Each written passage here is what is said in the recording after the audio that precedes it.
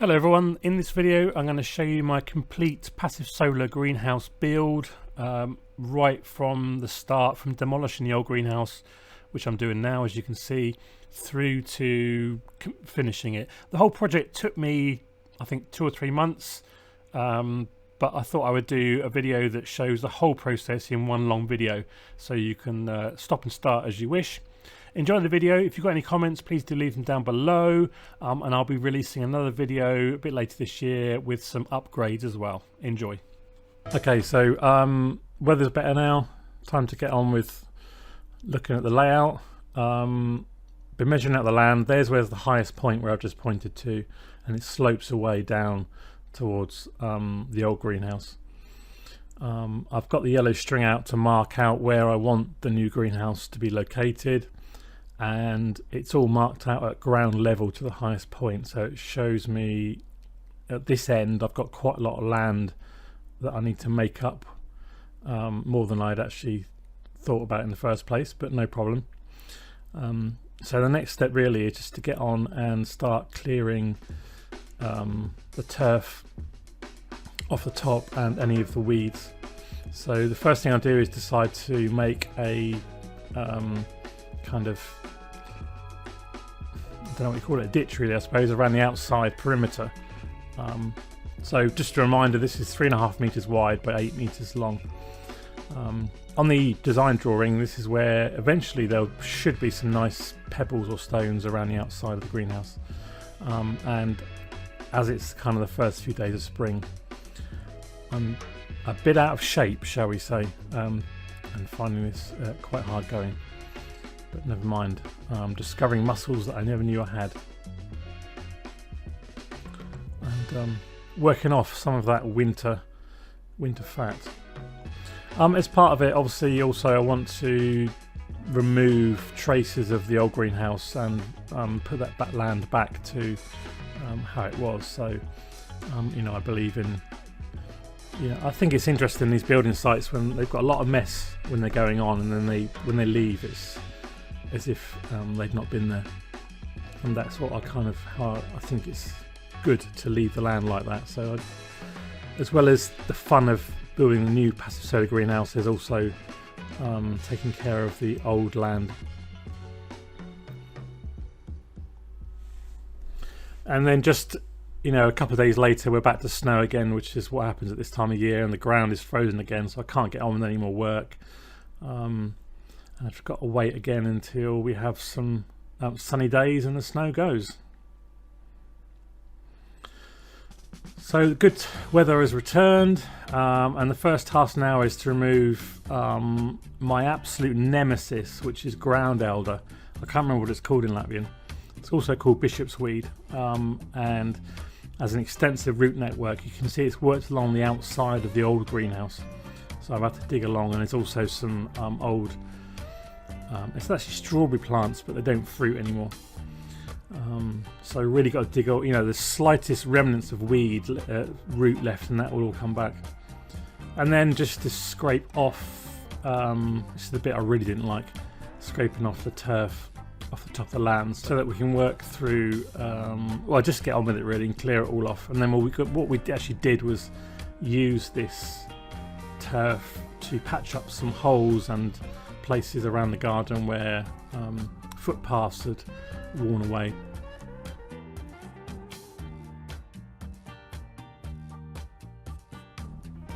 So next I decide to use the rotavator, and that just stopped working, needs some attention, so it's back to the hard work, back to the back braking, and I decide to fork it all over. Now I do believe that no dig is the way to go, but when you're working on a new piece of land like this, you need to give it a good forking over to get going, get some air into the ground, and also for this, taking out the stones that appear, which is it's a big problem in Latvia, the stones. So and also shift some of that dirt down to the lower ends. And then it's on to the build, onto the fun part. I've worked out this, double checked the square to make sure that the placing is square, and now I'm marking out where the poles are going to go. and it's time to dig the holes for the poles with this auger. Now the big risk here is that I hit a massive stone that I have to dig out. It's a real tense moment, and every time that auger goes clunk clunk, you think, oh no, is it a big stone, is it a little one? And each time I bend down and dig like I'm doing now, I'm trying to find out and drag out a stone. And some of them were pretty big, but they weren't massive kind of things that you need an excavator to get out, fortunately. You can see how not far down the subsoil is basically sand and gravel, as is very typical here in Latvia. And that will be put to good use later on. So we've got 5 holes to dig on either side, and I've dug these down about ½ metre, a little bit lower, just so I can put some gravel in the base, some bigger stones. And now you can see me digging one of those holes a bit closer. And what will we discover in terms of stones? I think have to take out, and I've got that big metal rod as well, which I can use to lever out any stones. And here's a almost final hole.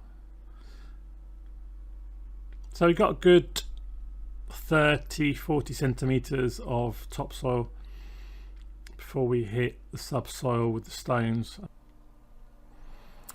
Okay, so first thing was to cut the poles to size using my lovely new electric operated chainsaw. So a lot less noise and a lot less fumes. Makes life a lot easier. And then we need to build the fire pit so we can burn the poles. And obviously we've got loads of firewood here, so that's no problem. Didn't take long to get going. And the basic principle of this Japanese system is shosugiban, is that you burn the outside few millimeters of the wood that you're looking to preserve, and that turns to carbon, and then the carbon prevents the moisture from getting inside the piece of wood that you're preserving. So we're going to shosugiban all these poles. The bottom about 60-65 centimeters. They're going to be 50 centimeters in the ground. And that gives them enough protection to give them a bit longer life. And then once one is done, I just drench it in water. So it's quite a nice process. Sitting around the fire for a few hours, I suppose. And then it was off to the local disused quarry to pick up some gravel and sand for settling the poles into the ground, just up the road from us. And then put that gravel down the holes before we put these north side poles in. So the next job is we need to level them all up, and first of all just use a string line as a rough guide. And what I'll do is the furthest and nearest poles we will set them plumb, and then we can from those two we can then set the other poles so that they're all the same height, and then just do some very small adjustments. This was a bit theoretical, but actually it worked really well. Okay, it's the end of the day. Got the poles in, and I got the first and the last true and plumb and straight and all those words. And if you've ever tried to do that to tree trunks, you know how difficult that is. And then what we'll do tomorrow is put the wall plate across, or some wind come. That should all be now level, apart from that post there, which needs a little bit of clipped off it, because I used the plank to level it all up. You saw that on the time lapse earlier. So we should be able to build the plate tomorrow, stick that on, and then perhaps cut the trunks. Weather's still supposed to be good tomorrow. Potatoes for the chickens. I thought I would use the rest of the heat from the fire to cook some potatoes which we use for part of our chickens' diet. Mix that with their regular feed. So yeah, and it's exactly 8 meters, which I'm pretty chuffed about. So yeah, I mean, just dug the holes in the right place. Right, I'll see you tomorrow, I guess. Right, it's the next morning. I've got the south side poles cut. That's the fire pit. The reason I'm showing you this is because the kind of byproduct of the cone fire pit is that we get left with lots of nice charcoal, which I can then go and activate and use as biochar. Now, if I was doing this as a proper charcoal pit, then it would be completely full up. But because I was just using it for fire and then cooking the potatoes on it last night, obviously a lot of it turned to ash overnight. But still, is a really good. That goes down about 10-15 centimeters full of charcoal. So I'll take that out and keep it. And then perhaps today's pit I'll top up, and then tomorrow I'll have lots of charcoal, which is something I need for the biochar, as I just said, which is what we plan to use in the beds for the new greenhouse. So next time you see this, there'll all be shell suey band as well, and ready to put in the ground. I'm just about to put the poles down the holes, and I have a bit of a rescue situation. 2 spiders, 1 beetle, and a lovely little lizard. I hope you can see that. So I'll get those out, and then we can put the poles in, which are now done, and I'll show you that on the time lapse. So now I'm pretty much going to go through the same system as I did with the north poles, either the south poles. They're slightly smaller.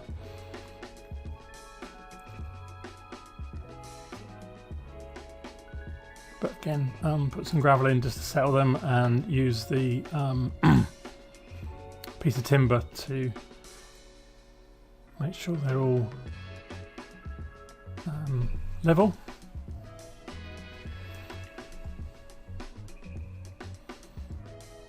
I mean, they're all cut to the same size, and all the holes are pretty much to the same depth. We know that the land is roughly level. I levelled it out at the start of the project. And again, I'll just tighten up the outside and inside poles and do the rest. And then now what we need to do is make the wall plates. Now, the timber here only comes in 6 metre lengths, and the greenhouse is 8 metres long. So I need to do a double plate and overlap with the 2 4 metre lengths with a 2 and a 4 and a 2, so that the joins are overlapping for the strength.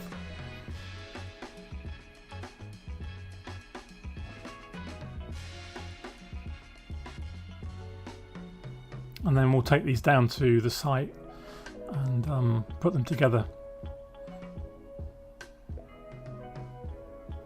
with our trusty cart.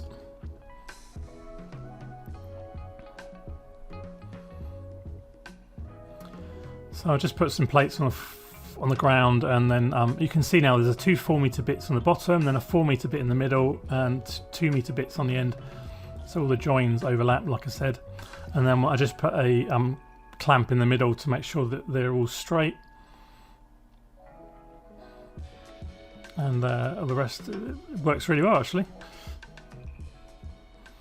And then I stick it up on top, so I can make sure that everything is level, and just do some final adjustments to the tops where they've not been cut quite straight with a chainsaw. Just use a angle grinder with a flat sander on it. Works really well.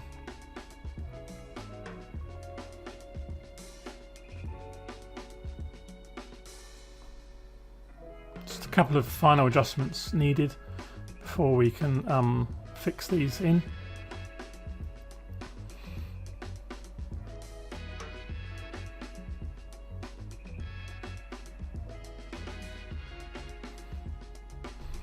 and I won't fix the middle poles right until the very end when everything's level, and then we'll pound in the dirt around them.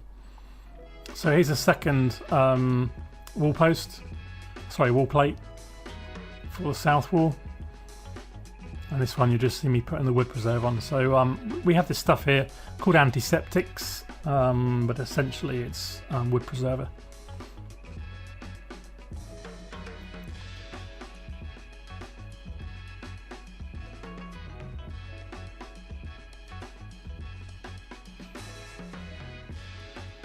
And again, we'll go through the same process.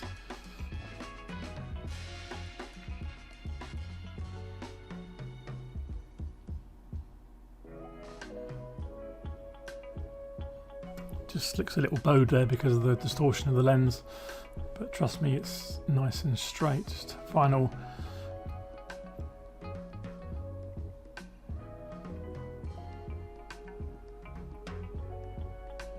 And then some of these middle poles I just straighten up.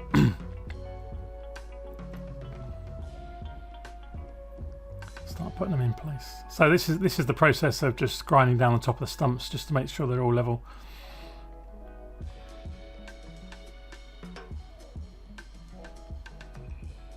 I want the maximum contact between the plate and the top of the pole. And then the final job is just to screw down the plates onto the top of the poles. I'm using some very large Torx headed bolts and my impact driver to put those down. Here's the last one.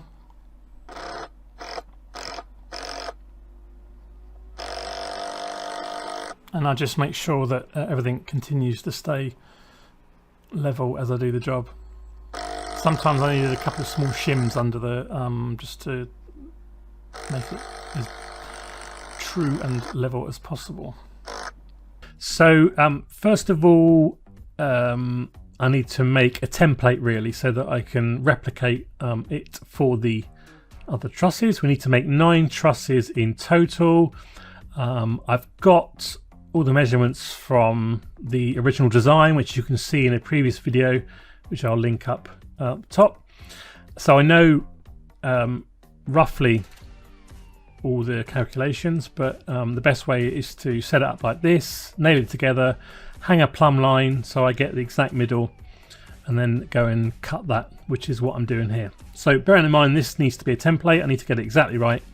So taking quite a while to get all the angles, and can do nearly all of them with my miter saw, and I just finish it off with an old kind of jigsaw I've got to get that right. And then what we do is head back to fit that perfectly. Works great. I'm including the right angles for the wall plates. And then I need to fix the, I think it's called a collar tie, this piece that goes across, but it's a tie bar. And I want that to be perfectly horizontal, so work out those angles.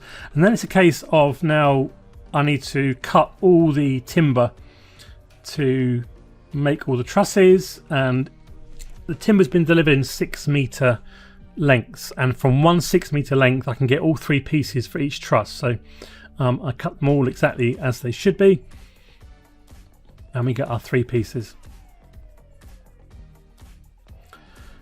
And then next, once we've done that, obviously you need to cut all the angles. So what I do is work out a jig, lots of jigs in this video, but this jig is to allow me to replicate the design from the template onto all the truss pieces one by one, and just set it up like that, and I can just copy, pencil the lines, really easy.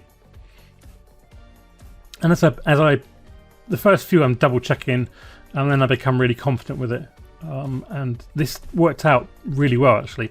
Of course I'm now speaking knowing that the trusses are all fitted, and then the next part obviously is to then cut 8 of every piece. So I set up a jig for each angle. The miter saw will cut nearly all of them, but there was one angle which was very difficult, which I needed to have a slightly different setup, which we'll see in a minute. So obviously I fixed the mitre saw onto my workbench outside and screwed that down so it was permanent, sort of permanent for this. Here's a slightly closer shot.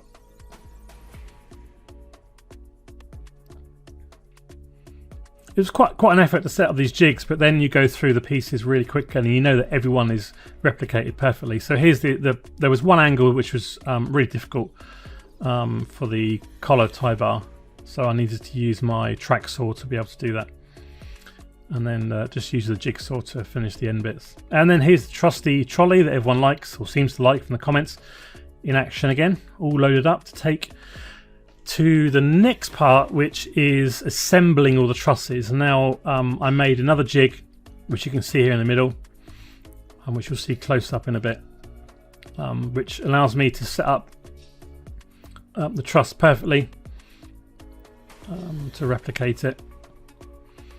And basically what I do is I put the two pieces here and they butt together, and then there's a tiny gap there which we use a screw which will then squeeze the pieces tightly together, lock them really in place, and that then allows me to put on a truss plate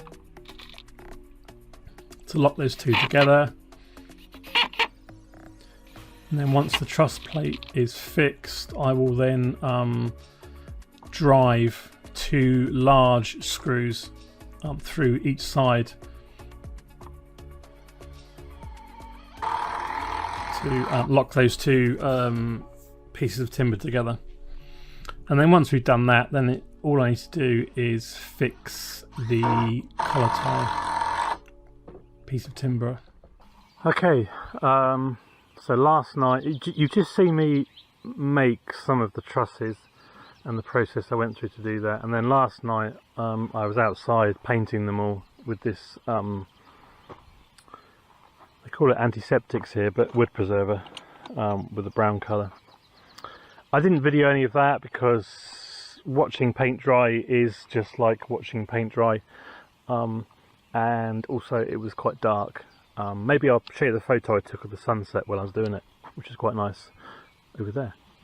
So today's job is to get these trusses up onto the beams. I've already done some marking out where they're going to go, get them fitted. My plan is to drive screws through here and that, and then I've got some these hurricane clips to fix them. I have got a feeling I might have to modify these a little bit. We'll see when they go on. And then once we've done that, we can get some cross support on, and maybe some purlins. We've got Thursday, Friday, about 4 days of good weather left before the rain comes in next week, and there's some talk of snow, which is crazy talk, but it is April, and yeah, so I'm hoping to get a fair amount done. I've started the process of ordering the plastic. I'm waiting for the people to come back to me about delivery, and I've got a lot of the roofing for this side already, so hopefully we can press on, and we'll see where we end up later today. It's a pretty simple one-man job to put these trusses up. Easier than I thought, actually, because they fitted perfectly and snugly. They are almost freestanding without any screws, so it's pretty easy to sort this out. And then those hurricane clips I put on afterwards to make them super secure.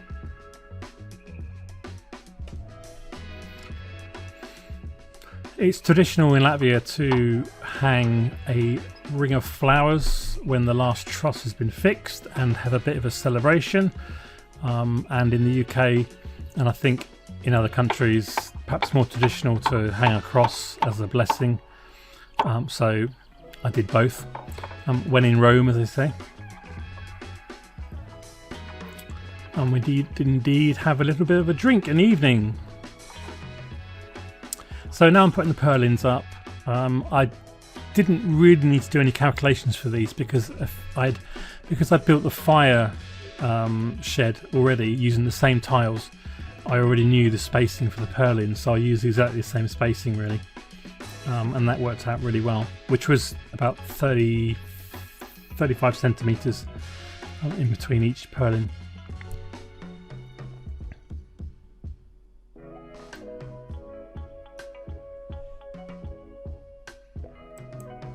And maybe you can't quite make it out on the video, but I am using spirit level on each truss to make sure that they do stand perpendicular to the plates, or vertical.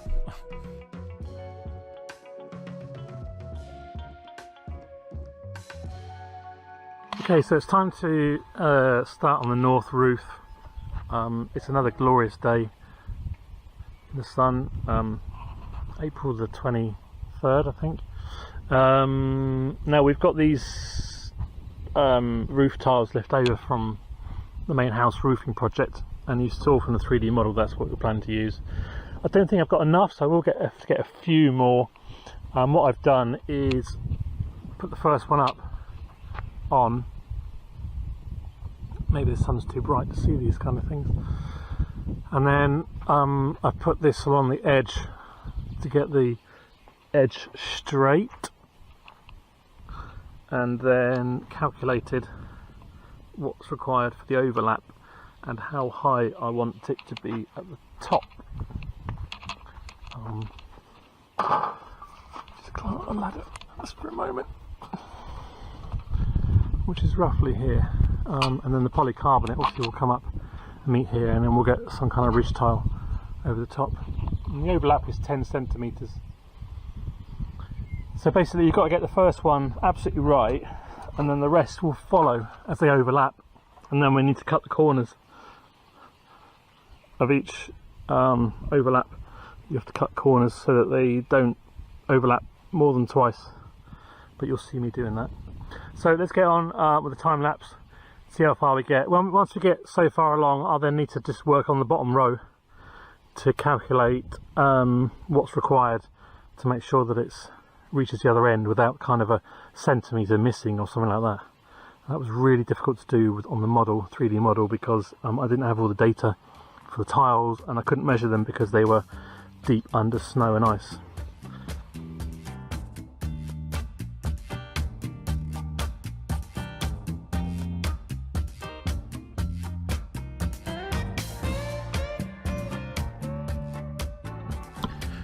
So here I am cutting the corner off of the tile, and I made this little jig so that I get the corner angle and placing about right.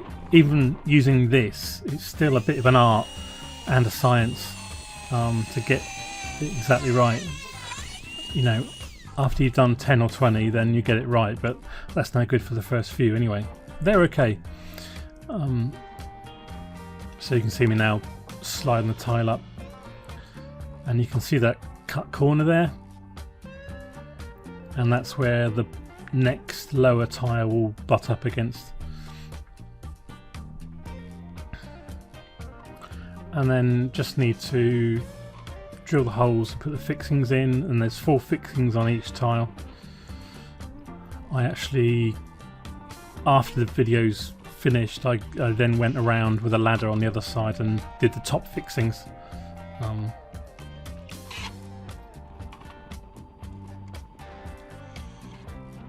And that's all you need is 4 per tile. That's all we've got on our main house roof as well. I don't know why these profiled cement fibre sheets are not more popular. Over here in Latvia, and I think a lot of other places in Europe, mainland Europe, they are really popular. I do wonder if in the UK people got scared with the asbestos stuff, which was the original fibre in cement fibre, obviously is no longer used. Maybe that put a lot of people off. But as a roofing solution, you know, okay, they're heavier, but they do work really well and they cover a big area fast.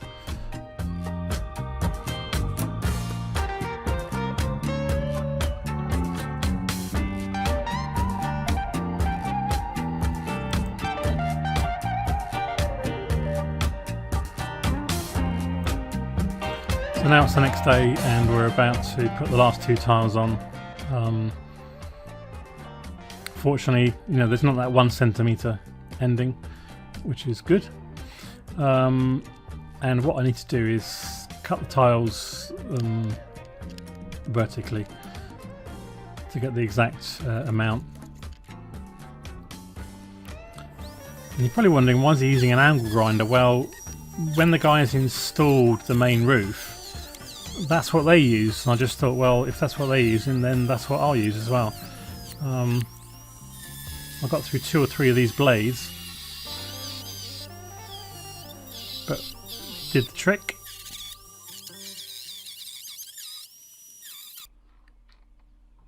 So the last tile's going on now. Obviously there's no need to cut an angle as it's at the end. Cut the corner off.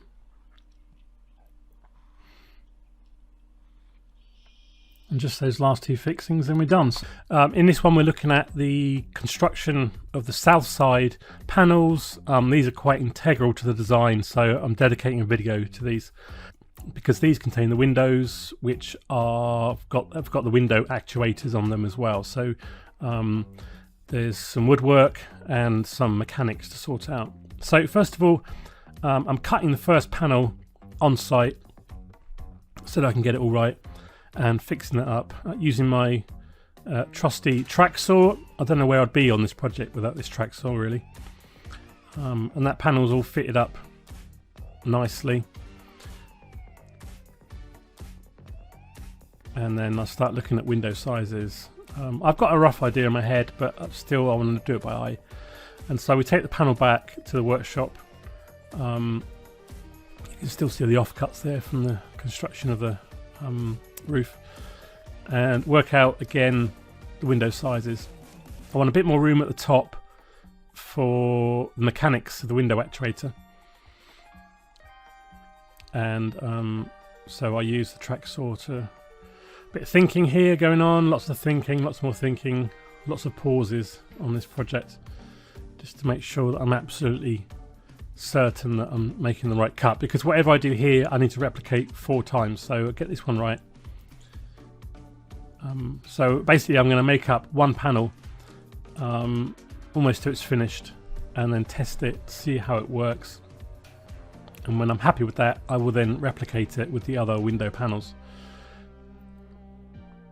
So again, using a track saw to cut the internal, make the internal cuts as far as I can, and then what I do is I finish those cuts with a jigsaw to leave the window panel for free, because obviously it's not waste wood to be thrown away. This is the window as well, so everything's got to be cut as right, and I want it to fit as tightly as possible. And then I give it a good sanding down because I'm fed up getting splinters. And then what I'm going to do is seal these panels. This is not all white paint, this is a waterproof sealer, which comes in various colours, including clear. If you're from the UK, it's a bit like Thompson's water seal. So I'll give all the bits a good coat with this sealing paint. And now I'm going to fit these hinges. These are just temporary hinges so I can get the window actuator fitted. I need something a bit more sturdy for hinges.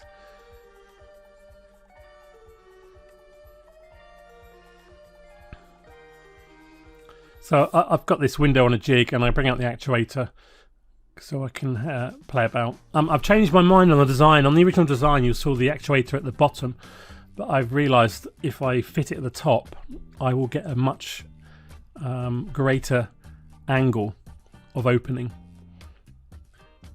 But I've got to make the board rigid to be able to take the strain of opening the window. These actuators are rated to 750 newtons, which is about 76 kilos I think, which is way in excess of the load of this window, which probably weighs 5 kilos at the most. So I thought I'd try and be less wasteful and use some offcuts. And you can see I've cut the that offcut there. I've cut it so it can fix to the beam that goes across and into the board itself, and then I fix the bracket for the actuator at the top there, and then draw the window to a close, and I need another bar across on the window itself to spread the load that the actuator, so it can push the window up without the window panel bending itself. Not so much a problem when it opens, but when it closes I need it to close exactly right. So that's fixed as well. And then first attempt at putting the other bracket on, and actually try with a screw to get it going, which as you see fails. Oh dear.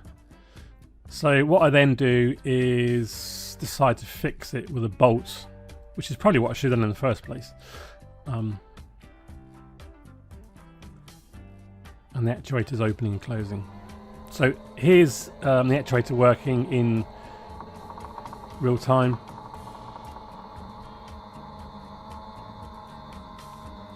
And it has no problem opening the window.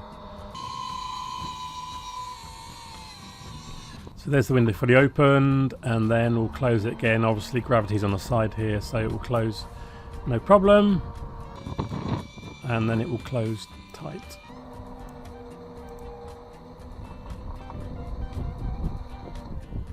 Very nice indeed.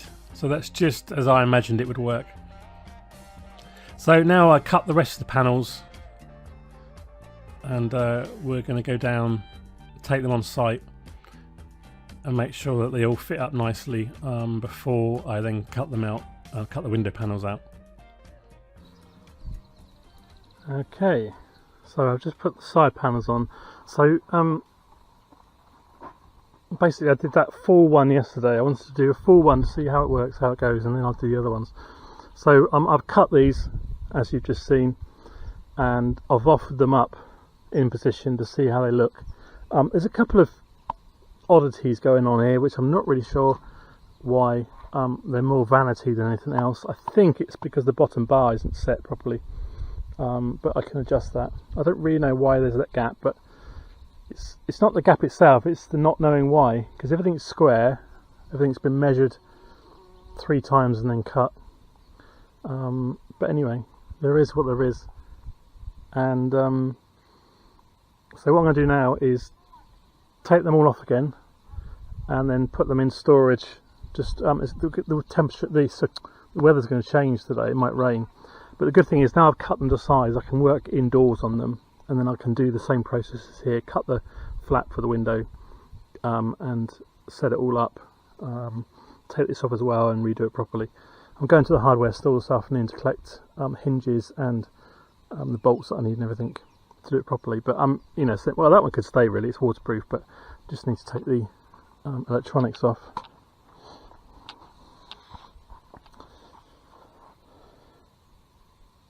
But yeah, I think it'll work okay, and then we can attach them properly and then work on the side panels, I think, or the back panels, and then the offcuts from this, use the kick panels or the sacrificial kick panels on the other side, which will work out nicely. Right, let's do that then.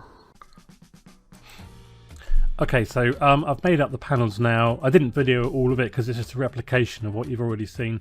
Only difference really is the new hinges, a lot more robust, heavy duty, so they'll be great. And then you'll notice that what I'm doing, as I fit each panel, I'm sealing them in using some all-weather sealant on the joints. What I do is I put the panel up, I pencil along where it's going to sit, and then I put the sealant along that pencil line, so I know that's exactly right. And then just, for now, just put in 2 or 3 screws. What I'll do is go back later and fit it permanently, and then seal it with a finger line, just to eliminate any potential weak spots. Even though they're all done with this waterproof paint, I think it's better to do it that way. Better to be safe than sorry. So just fit these last panels.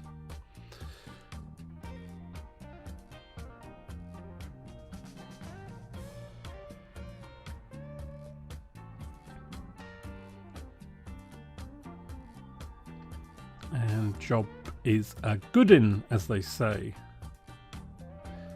Bit or just using the rest of the tube with the sealant up really on the top where there is potential for some moisture to gather.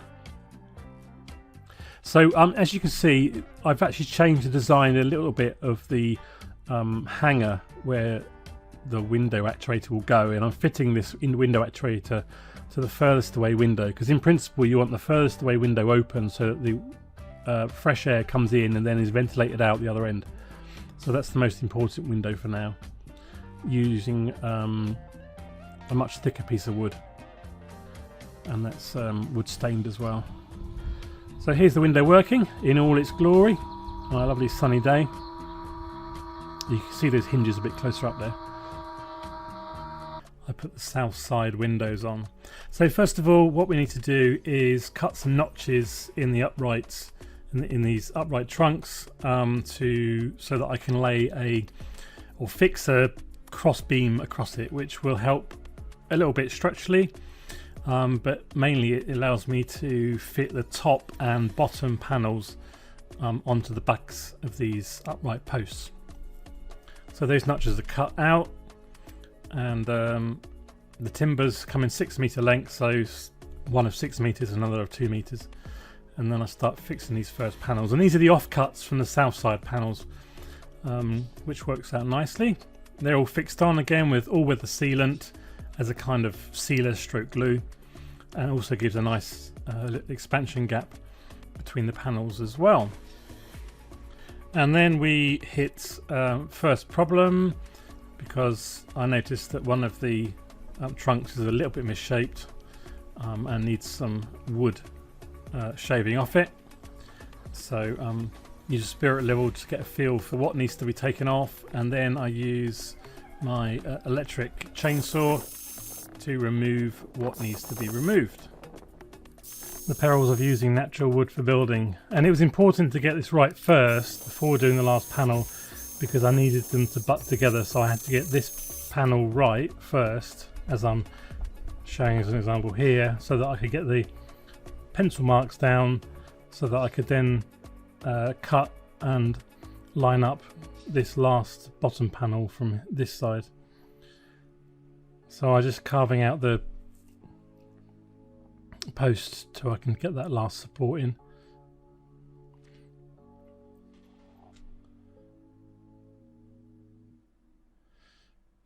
Like so. And then we know that when the west side panels go on, they will butt up right against this last panel perfectly. So now it's time to get the larger upper panels in. These are, I've pre-cut these and put them around the side here, and they're all numbered so I know which panel goes where. And then I hit another small problem that can be dealt with a hand saw. As much as I love my track saw and other saws and electric instruments, sometimes I think the only tool that you need is a hand saw. It's still very much got its place. So third panel goes in.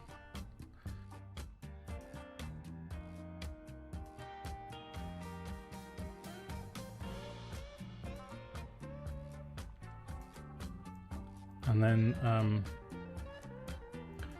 we'll get this last panel in.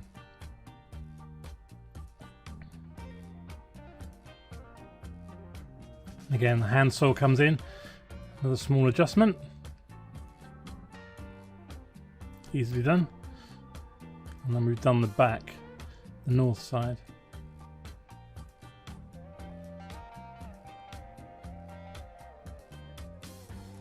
Right, now it's time for the west side, and I'm pretty confident with this because the design was very simple. I worked it out in the design program, and I knew how the panels needed to go. It's just a case of offering them up, penciling them out, and then using the track saw to cut them.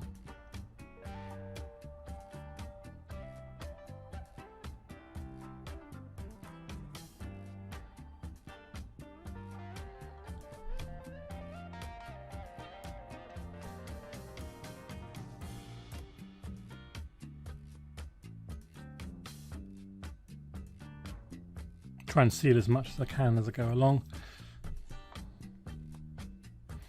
Now there will be some vertical and horizontal supports here, but I need to get them cut out first before I can do those bits later. And then when I'm working, have my first on-site accident. That beam comes over and clonks me on your head. Here we are in slow motion, frame by frame. Bang. Ouch. I notice my head is bleeding, and I better do something about it. So off I go. What I didn't realise actually was that the wood had broken my glasses, and it was the glasses that had cut into my head. So I went off to sort myself out. I didn't need any hospital attention, and then it's carrying on. That truss was a little bit twisted, so I just needed to twist it around a bit just to so I could get this panel lined up.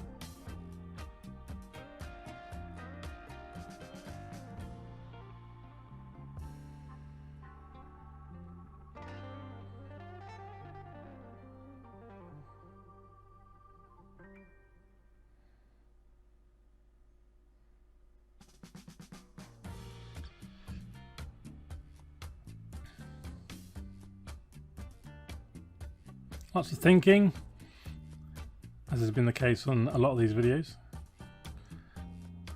I'd actually run out of all-purpose sealant here, and had to use some glue caulking, which well, needs must, I suppose, really. It was kind of alright in the end, but not as easy as the all-weather sealant. I just wanted to get on with it, really. So here we are inside the greenhouse, and I'm going to put the support in, and then I will dig it deeper into the ground as well, so it has some kind of structural strength and offers some good rigidity to the structure.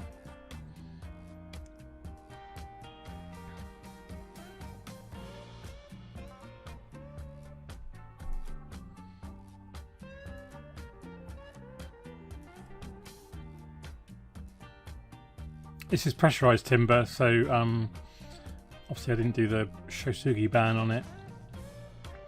And then the next morning I cut the horizontal timber and get that in as well. And then we can go back and put those last panels on.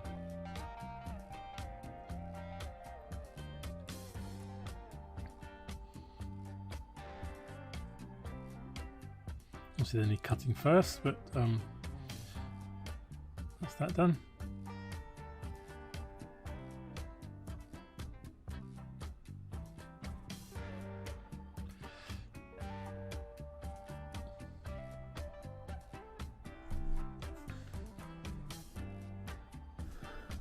Okay, so we've done the west end now and finished it without an additional head injury,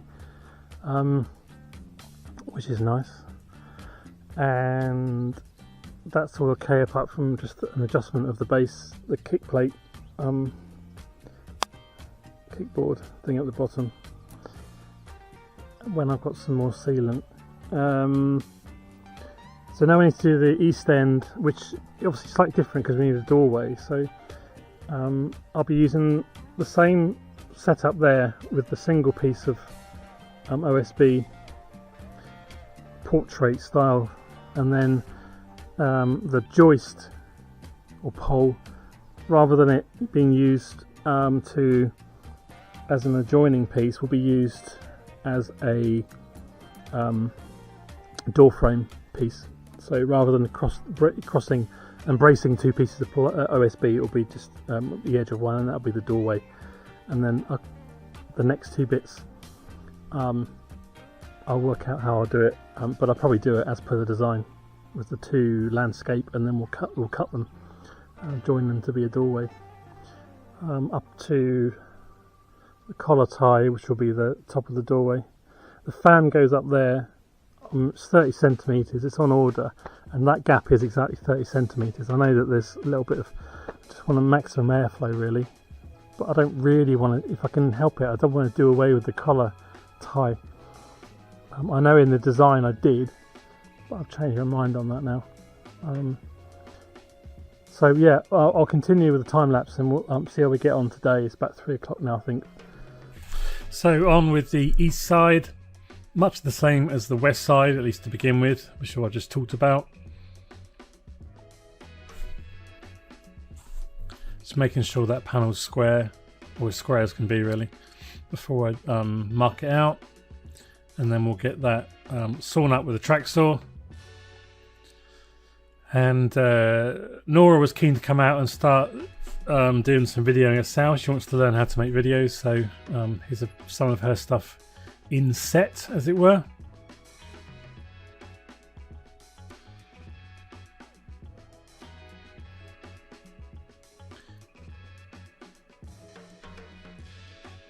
She approves of the first panel.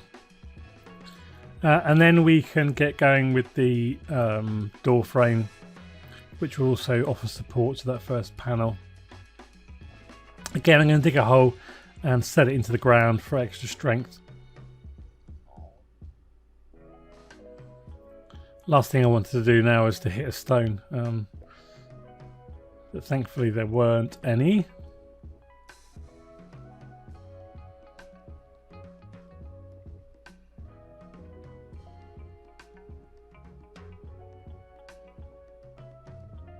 Compact the soil back in, and then that bit's done.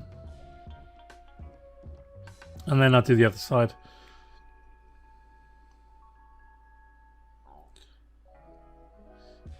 So then I can start marking up the panels, and I'll know which section is for the door and which section is to remain in place. Obviously I don't want any wastage here because I want to use both sides really.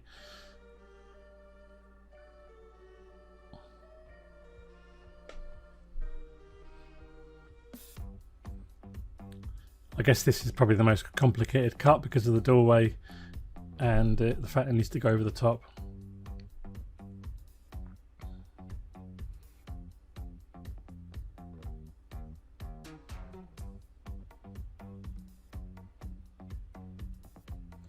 There we are, cut that out. The hole for the fan will come later, but next I want to move on and do the door.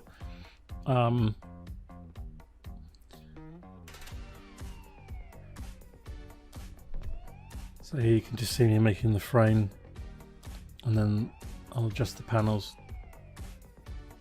to fit. Obviously the door needs to be slightly smaller than the hole itself. I was really surprised actually when I finished this how heavy it was. I don't know why I was surprised, but I always think of doors as being light things, but I mean, you know, this OSB is not particularly light. I realised I didn't have the right hinges to finish this, so I moved on and got the fan hole cut out.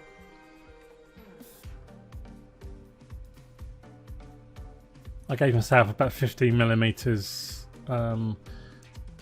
as an edging strip, and then cut it out with a jigsaw and just sanded that down.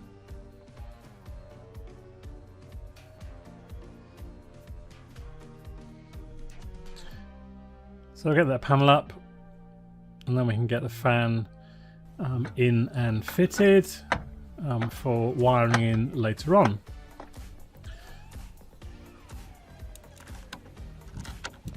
I also needed to have a bit of a think about how I can give some protection to this fan, which you'll see later on. So I've got my hinges now that I wanted to use, pretty heavy duty ones. I think they are for internal doors really, but never mind, they work well. Doors sorted, just a few adjustments so that it can close tightly, and then I'll just finish it off with the bolts.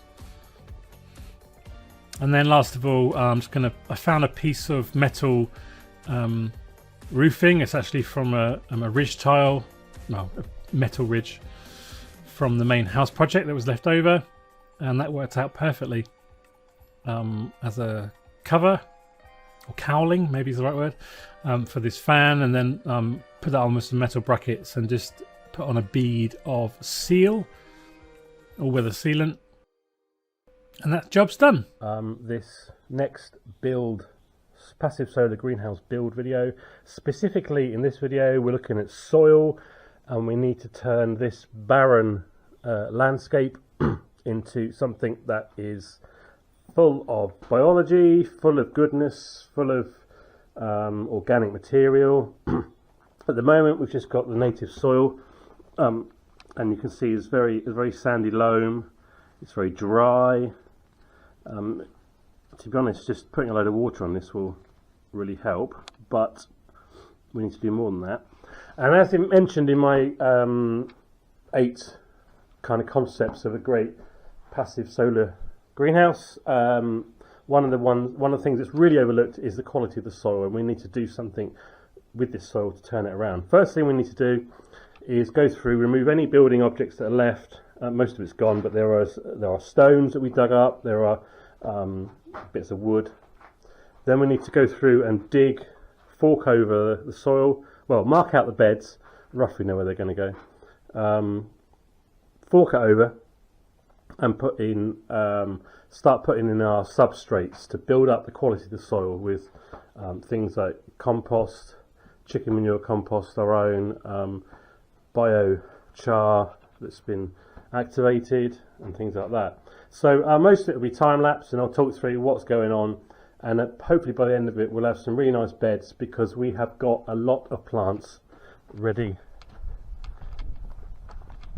to go in to, that's the other greenhouse. As you can see, we've got a lot of stuff just waiting in the aisles ready to be planted in, so I really need to get going to get this greenhouse ready. I'm not feeling the greatest myself either. Anyway, let's get straight into it and clear up and start forking over this soil.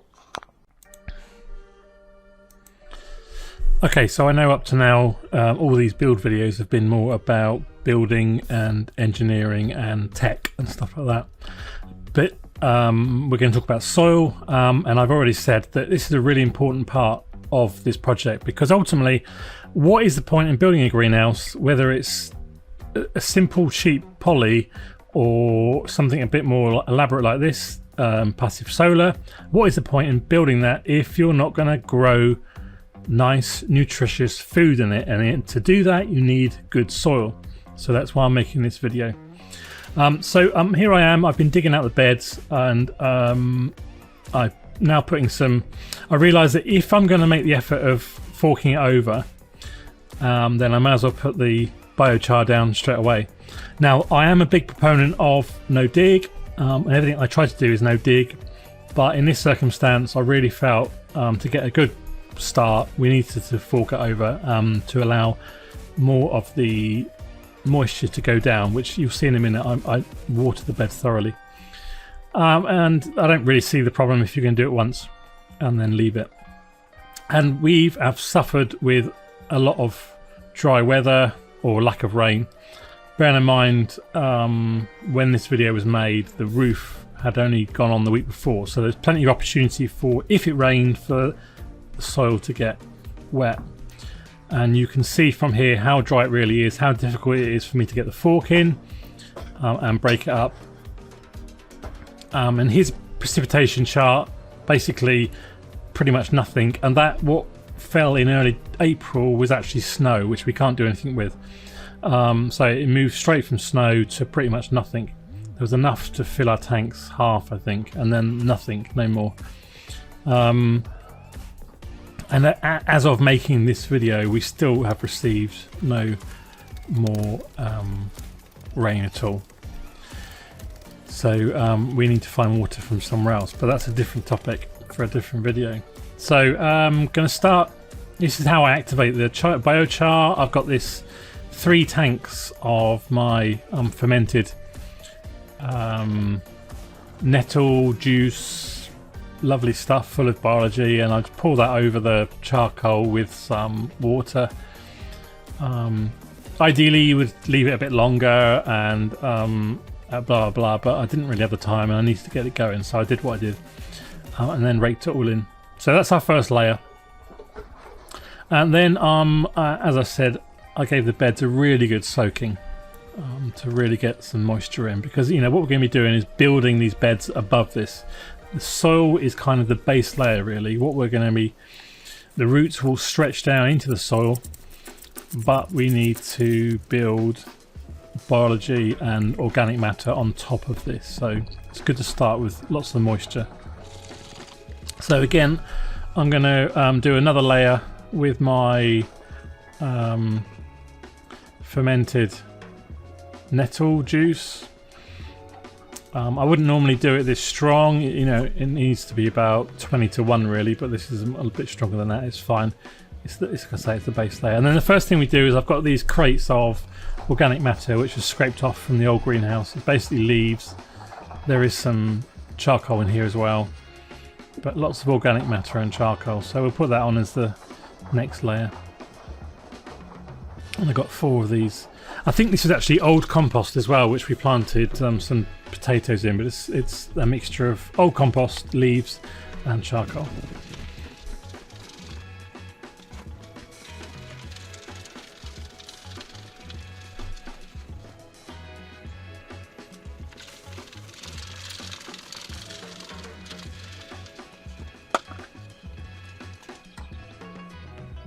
Next of all, we go over to the leaf mold compost which I've been making. This is nearly 2 years old. Certainly it's last year's leaves, so maybe not too, well, a year and a half, something like that. So that'll be the next layer. It's good to mix things which are both rich in bacteria and rich in mycelium and fungus, and this is a leaf mold compost is more on the fungal side, so that's why we add that to blend it well.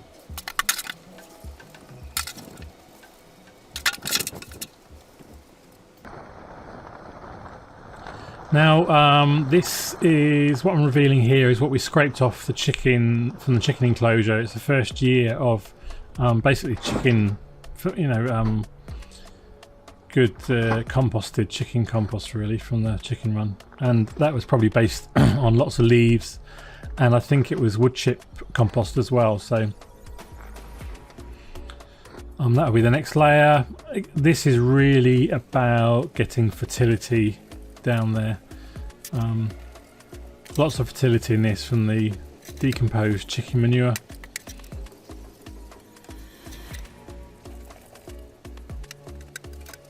I mean, there is a risk of that there are a few ants in this, I think. There's a risk of it, you know, inviting ants in, but and there's also a risk of lots of weed seeds and stuff like that, but I'm willing to accept that risk in exchange for the fertility that it gives. So more water, and then we move to perhaps a bit more, couple of commercial layers. So we had this big bag of potting mix, which is peat based, and then we've got these bags which are 50-50 compost and peat. I mean, Latvia is a massive producer of peat compost. I know it's getting bad press, and it's really difficult for us to find alternatives to peat, so I was really pleased to find this 50-50 mix. It's nice and dark. I'm really pleased with that. I've used it in the other greenhouse as well. Now it's time. I'm doing other things at the same time, but we need to start planting the stuff in, so I work out where all the plants are going to go. It's good to get the plants in and settled, and then I can continue working on the other bits, mostly the tech and automation, but and I'm measuring it out, the correct spacing, and Gita will come in here and actually plant them. That's her speciality really, but she wanted me to let her know where I wanted things. You can see the dust coming off the soil. A bit murky in this video. I think it was either the lens is a bit foggy or it was actually quite humid.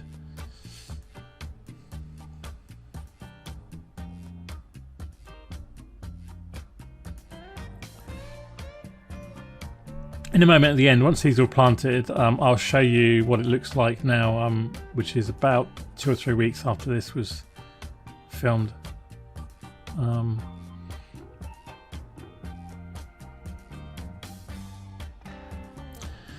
So that kind of one of the last tasks is I wanted to put some edges in just to give it a bit of trim just to keep that compost in really. And then we can also do an infill in the path here. We've got an idea for later on, but I might do some wood chips. But anyway, just to keep things neat and tidy. If you've seen, I've already done the other greenhouse with a very similar system. I'll link to the video here so you can see that. And these are spaced out 1 meter each for the pegs which are holding the. This last plank was actually twisted. It was a right pain to get it in, but we got there in the end.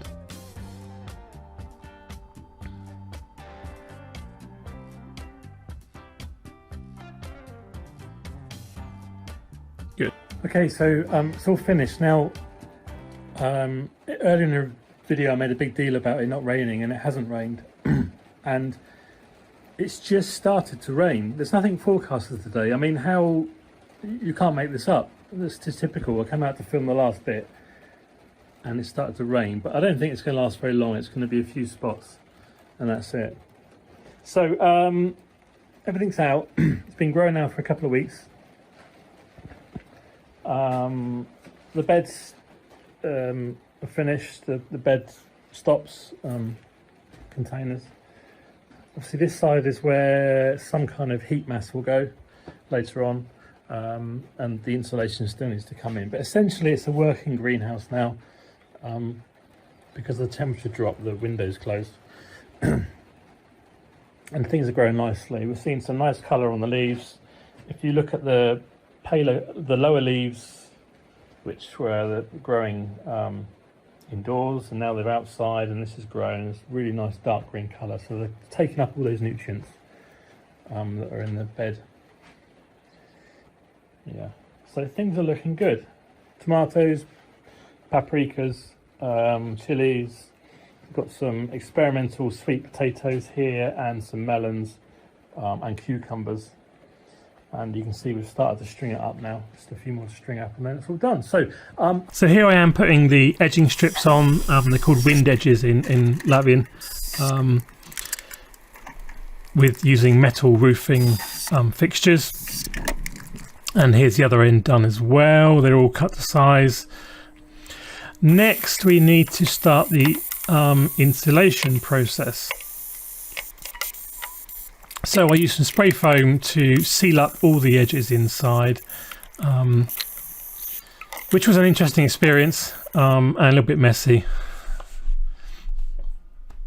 but it did the trick.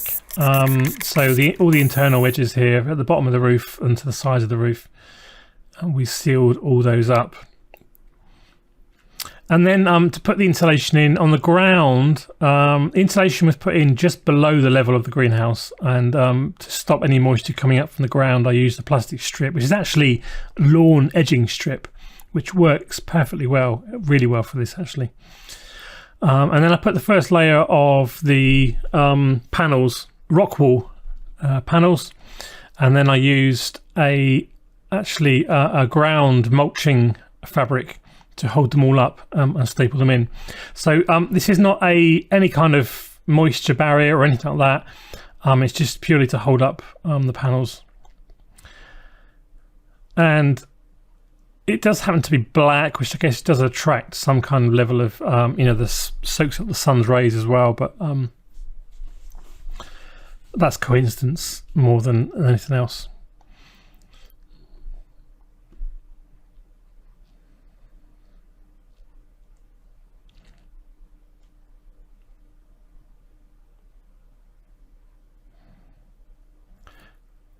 So obviously this area is a bit more fiddly. Final couple of panels for the insulation, spray insulation, and then the west end of the greenhouse. And then we can put the top layer of panels in, and obviously where there are small gaps, cut some strips to fill those up, and then put the rest of the mulching material up.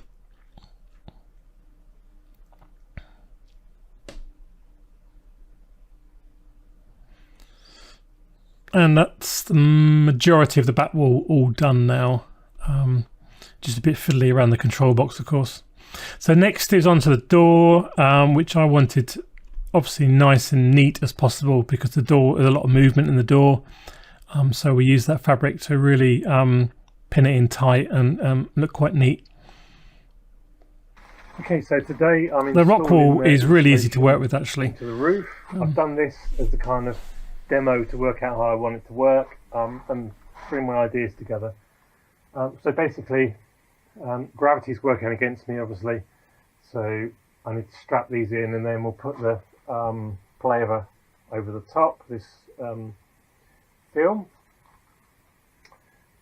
This is just cotton strap, which I saw a tape. I mean, I'm restricted by what I can get here really in Latvia, but I got this. I probably could buy it locally, but I found it on Amazon. But so it's cotton strap. I can screw that in. I can staple it in, and then on each purlin, I'll put this across, which I can then screw up into the purlin to hold it tight in the centre. And then I'm just going to do that along. This is a bit awkward here because I've got a purlin here, right where the join of the insulation will be. So I need to work something out. You'll see how I do that. I'll think about it and then work it out. But we'll work our way along, and then we'll probably do the top layer because we need to navigate some tomatoes as well.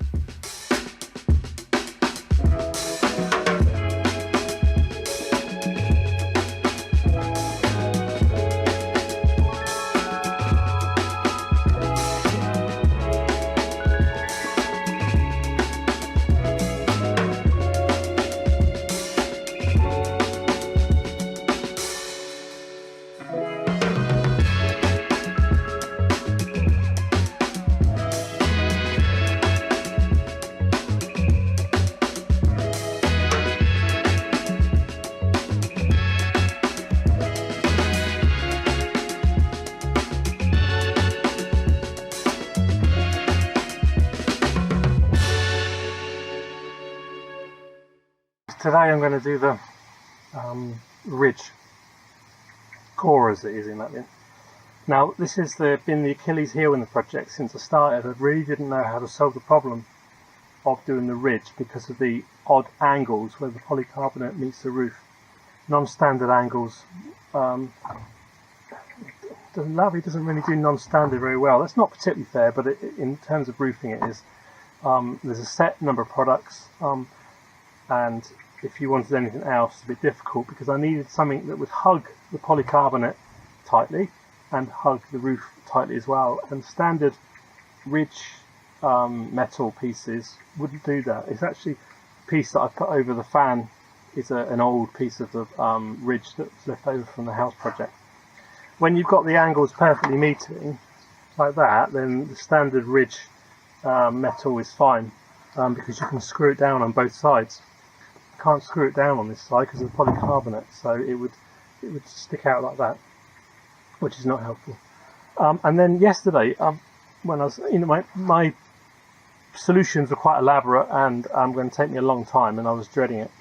And last night I looked at the ground and there was the offcut of the, we call it a wind siding here, but it's the piece that I put down the side of the greenhouse to stop the wind coming sideways. And that is an odd angle. It's not designed to go on the ridge, but I offered it up and it's perfect. It fits absolutely perfectly. And I was kicking myself for not thinking about it earlier really. So this morning I've been out and I bought some sections of the what's called edging to go on the ridge. The only slight challenge is where the polycarbonates join and you've got the joining strip. This has to ride over that, and I still want this to hug tight. So what I've done is I've measured it, I've cut some couple of slits with tin snips, and then with a pair of pliers and a bit of cardboard, I've very gently moved and fiddled about and cut this so it perfectly goes over that joining strip. So now hopefully we can go on and get these put on, and I've got to clamber up on the roof to screw them down. But they won't need screwing down on this side, they'll fit nice and tight to the polycarbonate, so that's what I'm going to do now.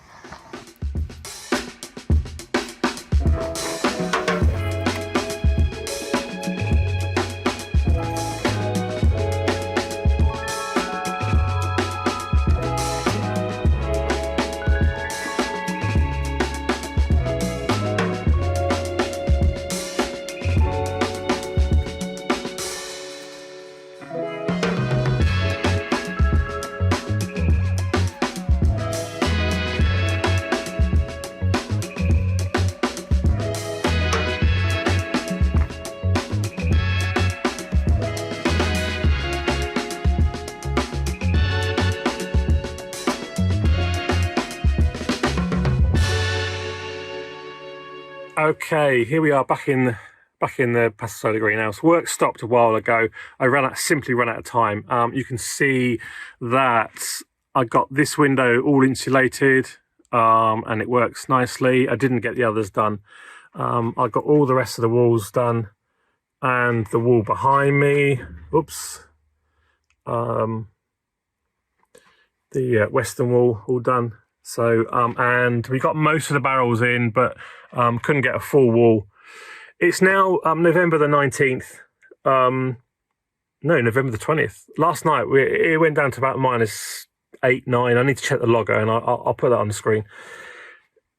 And that was the breaking point, really, for the frost came in and has finished off what hadn't already been finished. In fact, some plants are still alive. Just looking at there, that one at the top is still growing. I stopped watering them ages ago because I wanted to force the fruit to come. So I was expecting them to die anyway because of not being watered. But most of last night has finished most of them off. Bearing in mind the other greenhouse, the first frost that came along, it was late, but the first frost, it was gone. Everything was gone. So that could have been early September, and this has lasted, it could have lasted another couple of months. Right into, we're now past mid-November. So it's done incredibly well for here in Latvia. I would call that a success, even though I couldn't get everything finished, as you can see. Next year, we'll be on top of it. We've got the mainstay of the project done. And I think I always said from the start that I wasn't sure that I'd get it all done in this year because of, life and everything like that. But here we are. So, what else did I want to say? I hope you've enjoyed this series on the passive solar greenhouse. There'll be obviously lots more. Although the growing season is finished, I've still got a couple of videos to be done about did I succeed in ticking those boxes of what I set out at the beginning of the project in terms of those 8 key principles, and how much did it cost. So I need to work all that out and do a video on that, and you'll see that in due course. But I hope you've enjoyed this build series of videos, and I'm sorry this last one kind of got cut short, but that's life.